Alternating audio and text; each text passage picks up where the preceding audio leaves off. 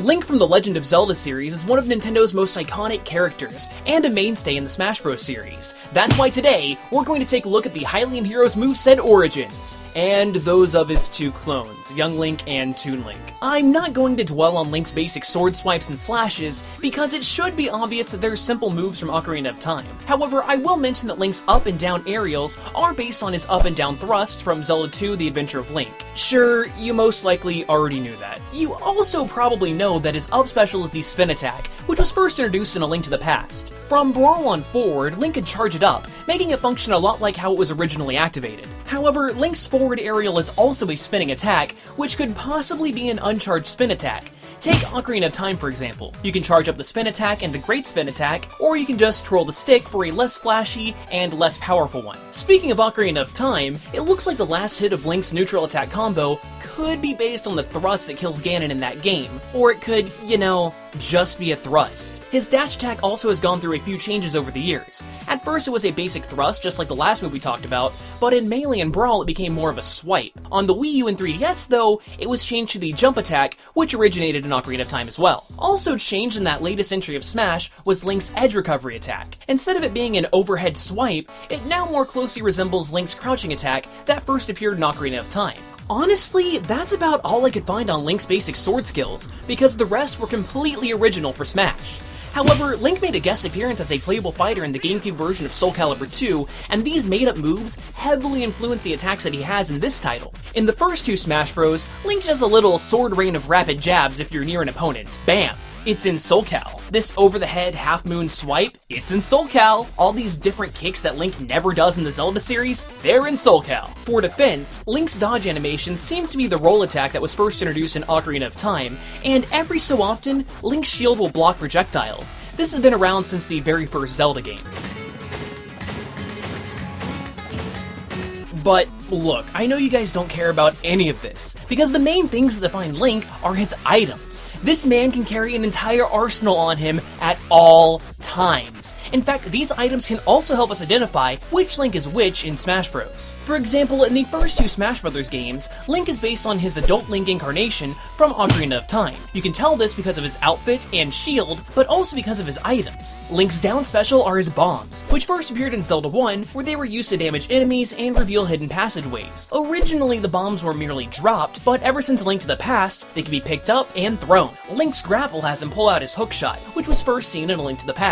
You can snag opponents to reel them in, or you can use it as an extended ledge grab. His neutral special is the bow, which has also been around since the first Zelda, but this move was actually added in Melee. See, the original N64 version of Smash did not have side specials, which is why his original neutral special, the boomerang, was moved to the side when Melee came out. Oddly enough, the boomerang could not be used by adult Link in Ocarina of Time, but was probably given to Link as a reference to his previous entries in the series. The boomerang was also first seen in Zelda 1, and can be used to pick up items out of reach. This item retrieval feature wasn't implemented in Smash, but its successor, the Gale Boomerang, could pull items and characters closer to Link. This actually is a great segue into my next point. In Brawl on Forward, the Ocarina of Time Link was replaced by his Twilight Princess incarnation. Not only does he have a new outfit, but the hookshot was changed to Twilight Princess's claw shot, the fairy bow became the hero's bow, the bomb design more closely resembles those made by the bomb maker Barnes, and of course, the boomerang was replaced by the Gale Boomerang. Well, unless you count the custom move where Link can swap it out for the standard variety in the new Smash Bros. For Wii U and 3DS. In fact, Twilight Princess's influence seeped into Link's up taunt, which activates his sword sheathing animation from that game. His down taunt is just a weird recycled taunt from the original Smash Bros., but his side taunt is really strange. Link seems to pull out Navi from Ocarina of Time, which directly contradicts everything that we've seen. It can't be a fairy that Link had bottled, because in Twilight Princess, those were red and this is blue. The only thing that I can think of is that in the Wii version of Twilight Princess, a blue fairy is the Wiimote cursor. Still, that's kind of a stretch. Where the normal Link is based on the heroes of Ocarina of Time and Twilight Princess, Young Link, on the other hand, can either be from Ocarina of Time or Majora's Mask. Let's take a closer look. Young Link is equipped with the Kokiri sword and a Deku shield, the latter of which was only seen in Ocarina of Time. Like his older counterpart, Young Link also uses a boomerang, but unlike him, Young Link can actually use it in Ocarina of Time. This wasn't seen in Majora's Mask because Young Link got a bow of his own in that game. However, Young Link doesn't use normal normal arrows in Smash. He instead uses fire arrows, which were first seen in Ocarina of Time. But like the bow itself, they could only be used by adult Link, and young Link got his own in Majora's Mask. His home stage, Termina Bay, is also directly from Majora's Mask. Young Link's taunt has him drinking a bottle of milk. If we translate the Hylian on the bottle into Japanese, it reads Non non milk.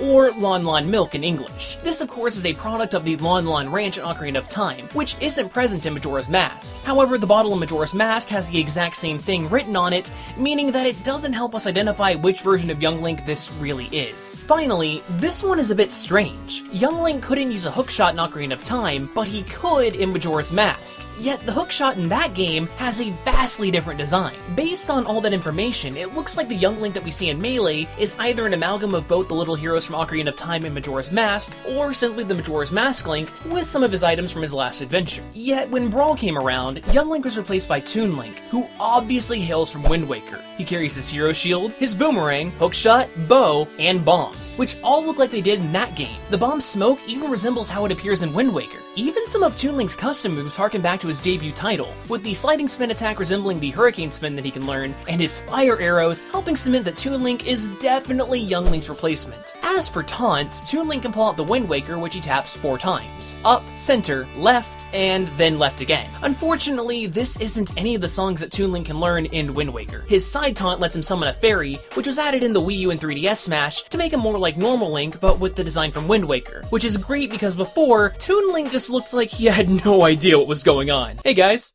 where am I? Hello? But Drake, you might be wondering, what's going on with Link and Toon Link's final smash? Honestly, nobody really knows. The Links brandish their Triforce of Courage, sandwich their opponents between 2 Triforce projections, and start slicing away. Some people claim that it resembles how Link finishes off Ganon in Ocarina of Time, but that seems like a stretch. It doesn't matter where it comes from though, because it just looks cool. But you could look cool with some exclusive goodness from Loot Crate. Last month's Time Crate had some excellent merchandise like this Bill and Ted t-shirt, an exclusive Doc Brown pop figure, and this hoverboard statue, but this month's Combat Crate looks like it will be even better. They're promising exclusive merch from Fallout 4 and Blizzard. How cool is that? Just go to lootcrate.com/theorist and use the promo code theorist at checkout, and you can get yourself 10% off. Just make sure to do it by the 19th or you'll be missing out. If you want more Smash history though, just click that little eye in the corner of the screen and check out the in-depth history of the temple stage. You watched this episode on the link, so you might get a kick out of that one. It just makes sense.